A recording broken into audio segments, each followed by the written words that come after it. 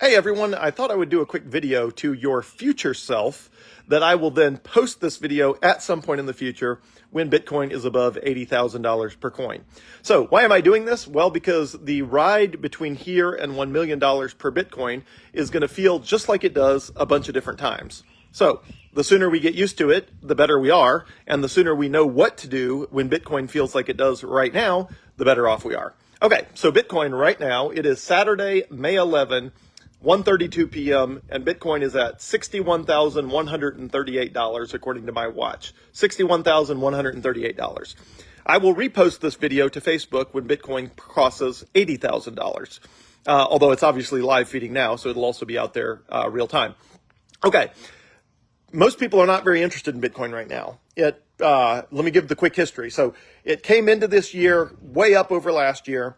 I started posting a ton of stuff to Facebook in late 2023 and early 2024 leading up to the Bitcoin ETFs. The price of Bitcoin peaked right after the launch of the ETFs at $49,000, dropped to about $38,500, and then bounced around in the low 40s for quite a while, just like it's doing right now in the low 60s.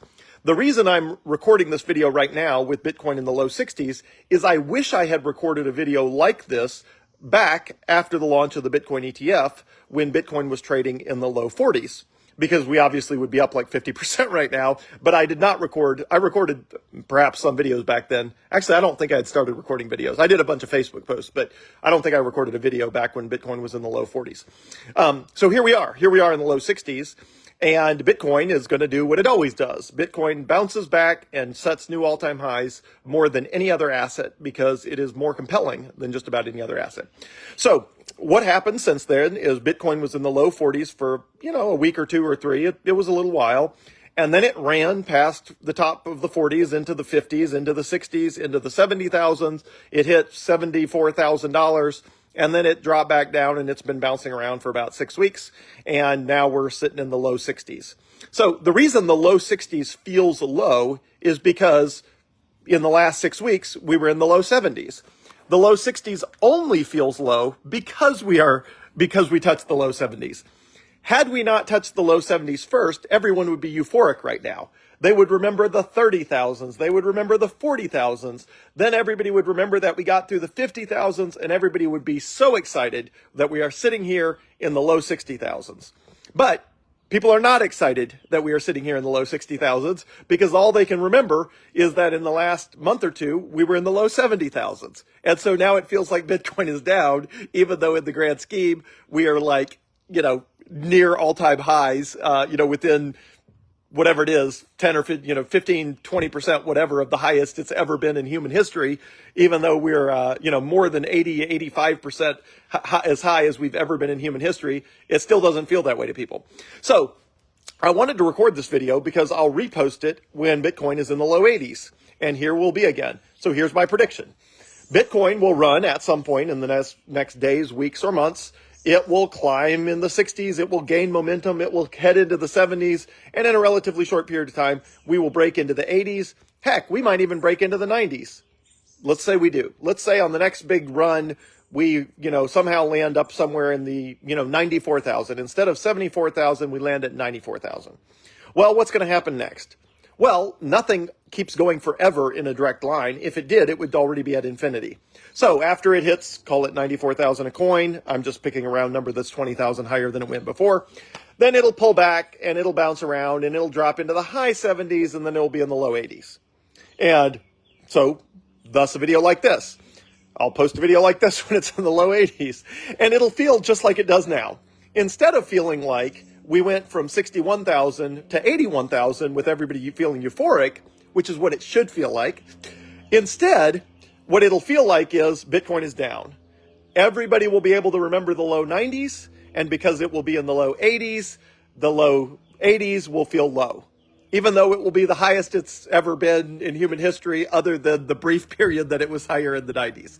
So if you own Bitcoin as a store of value, wealth generator, even a new form of money, this is always going to happen. Bitcoin is virtually never trading at its all-time low, and it's virtually never trading at its all-time high. That is the nature of all assets.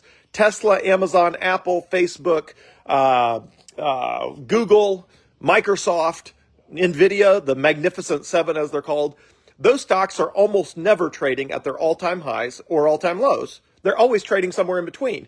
Now, the ones that are performing really well tend to be closer, obviously, to the all-time highs, but the nature of all-time highs is you tend to hit them, and then it pulls back and trades below the all-time high for some period of time, and then it spikes and sets a new all-time high, and then it trades below the all-time high.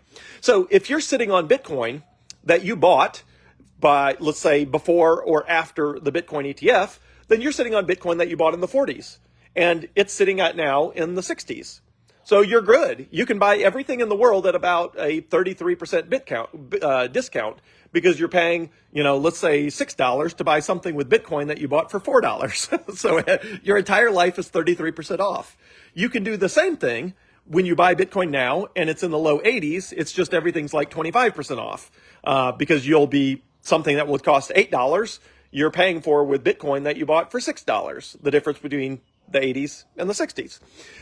So you have that ability to do that now. But again, nobody wants to buy an asset when it's on sale because it's boring, because they feel like, they missed out. If it was so great, why wouldn't it be going up? The answer is because it's been going up. It's been going up a ton, and it's been going up for so long and so fast that it has taken a temporary breather, which it will do again. It will run up into the 90s, and then it will take a breather in the 80s. And then it'll run up to 120, and then it'll take a breather in the 110s. I don't know exact numbers. Nobody does. But the short take is Bitcoin will often be 10 to 20% below its all-time high. But if it keeps setting a higher and higher and higher all-time high, then being 10 or 20% below the all-time high means it's still higher and higher and higher than the price you paid for it. So again, I'll repost this when Bitcoin's in the low 80s. It's going to keep doing this pattern like every amazing asset. And what should you do with that? Well, if you were me, you would do what I have already done every time I've learned this is how it works, which is I buy more Bitcoin. I think, you know what? It's in a little lull right now. I can buy Bitcoin at a discount right now instead of wait till it's euphoric again and I have to buy it for more. Because a bunch of people in the next weeks or months are going to be buying Bitcoin that's in the 70,000s or the 80,000s that they could buy right now in the low 60,000s. And they'll feel great about it because it'll be going up and they'll feel euphoric. And what they should be thinking is, wow, back when it was boring or back when I felt scared, I should have bought more Bitcoin. That way, when it's in the 70s and the 80s, if you're using the Coinbase debit card, for example, you can buy everything in your life at a discount. And if it does drop back significantly, you can buy back the Bitcoin at a cheaper price than what you spent it for. So anyway, everything is great in Bitcoin land. Bitcoin is doing just fine. Best asset that's ever been created in the world. It's going to $1 million a coin, probably by 2030, certainly above 500,000 a coin by 2030. And the question is, when do you want to get on that elevator? Do you want to get on at 61,000, 71, 81, 91, 101, 151, 210? You're going to have to get on some point. So in my opinion, the cheaper you get on, the more upside benefit you get.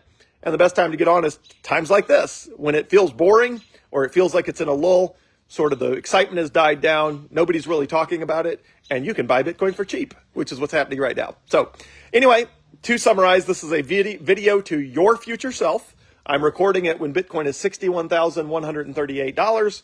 I will repost this to Facebook when it's in the low 80s. And the reason I will do that is because it's going to keep doing this for decades. So you might as well get on the train, and the cheaper price you buy at, the better off you are. As always, have a wonderful Saturday. Hope this is helpful. Thanks.